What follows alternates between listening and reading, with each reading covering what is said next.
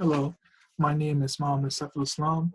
I'm going to start my project on hip exoskeleton modeling for advanced mechatronics class.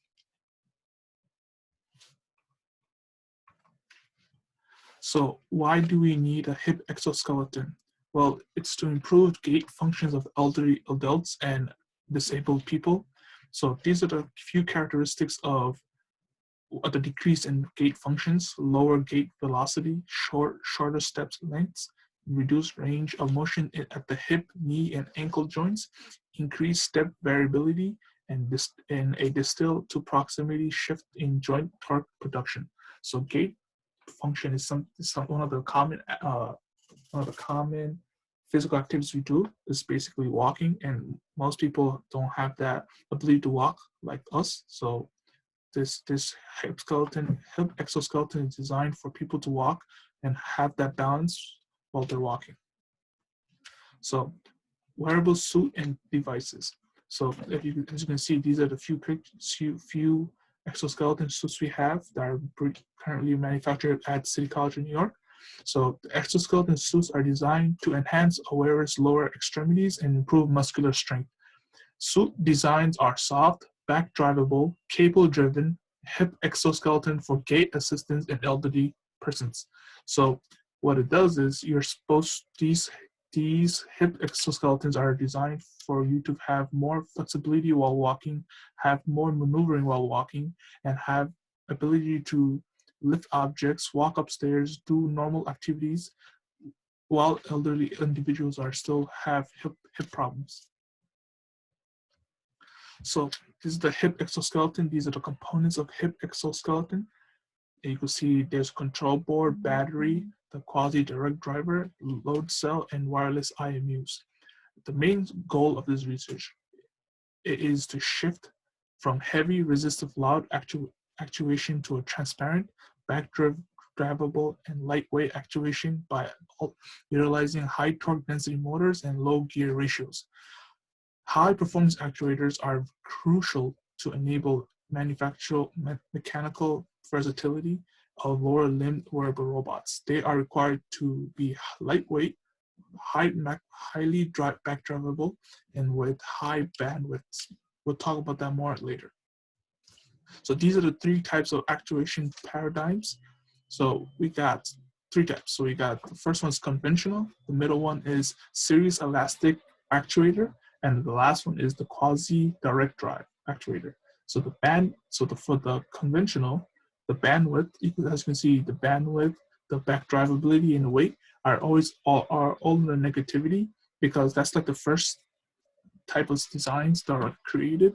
These are usually created for high with like medium torque motors, this do robots, position control, this kind of stuff, gait functions. So they also have series elastic actuators. These guys have low bandwidths, high back drivability, but they're very heavy.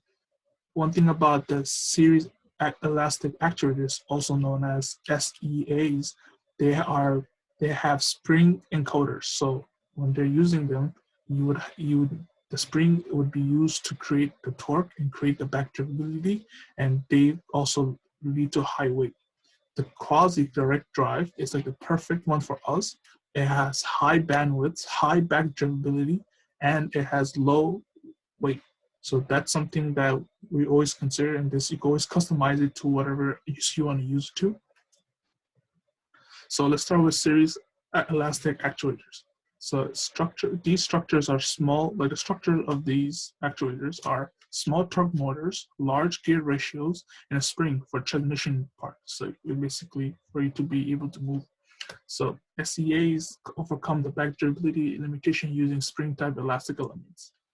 However, SEAs typically has to sacrifice performance in back control bandwidth, system complexity, system mass, and dimensions, resulting in limited practical benefits for wearable robots. So obviously, SEAs are not really good in terms of wearing for hip and knee robotics exoskeletons. So because they're heavyweight, and also they have that torsional spring that causes it to add that weight to it. the best one is the quasi-direct drive actuators. So quasi-direct drive actuation uses high torque density motors, lower gear ratio transmission mechanisms. Usually they are 8-to-1 ratio. Benefits of quasi-direct drive include a simple mechanical structure, reduced mass and volume, as well as high bandwidth and high back drivability for a wide variety of human activities. So what is bandwidth and back drivability? So bandwidth is a measure of how fast it responds to a changing input command. In control loop, bandwidth is defined as frequency at which closed loop's amplitude response reaches -3 decibels. Back drivability is the level of easiness of the transmission from the output axis to the input axis of the movement. High back drivability means low resistance force. So this will allow flexibility, and when the wearer wears it, it allows them to have more maneuverability when they're wearing it, and it allows them to, for instance, a pin, like a ball joint, that allows it to move in the X, Y, Z directions without these limited motions. So hip exoskeleton modeling. So as you can see, is the quasi-direct drive actuator. It has the electrical parts and mechanical parts, and then it transfers to the transmission parts, where the encoders transfer to the assistive wearable device, where allows the device to move and allows the wearer to wear the device and allows the wearer to have that maneuverability that's required. So these are the transfer functions when you're putting into MATLAB Simulink. This transfer function is calculated, and MATLAB calculates it and simulates it for you. And as you can see, these are the components of the transfer functions for back drivability and bandwidth. So these are the control block diagram for the bandwidth and back drivability. As you can see, so obviously, as you can see, it uses inertia from both human body and the motor. So this takes into consideration of the human aspect of the whole components of the whole system, as well as the motor components also. So this is the Simulink simulation. So as you can see, back drive torque, the smaller the better. That's one thing that's key in mind. So as you can see, the series elastic actuator has a resistance torque of 2.95 Newton meters, and the quasi-direct drive actuator has a resistance torque of 0.39 Newton meters, which is really good, because if you have less, it'll be better for you. So control bandwidth larger the better. So the series elastic actuator has a 4.99 hertz.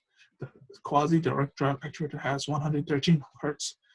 Which means QGD has higher compliance, thus better bandwidth.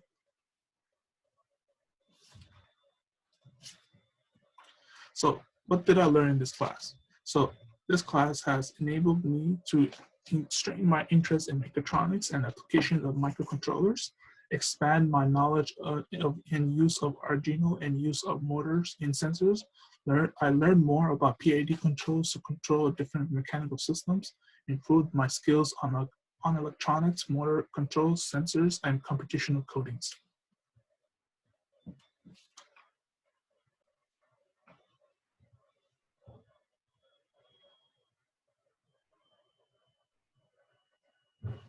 So this is the project reference.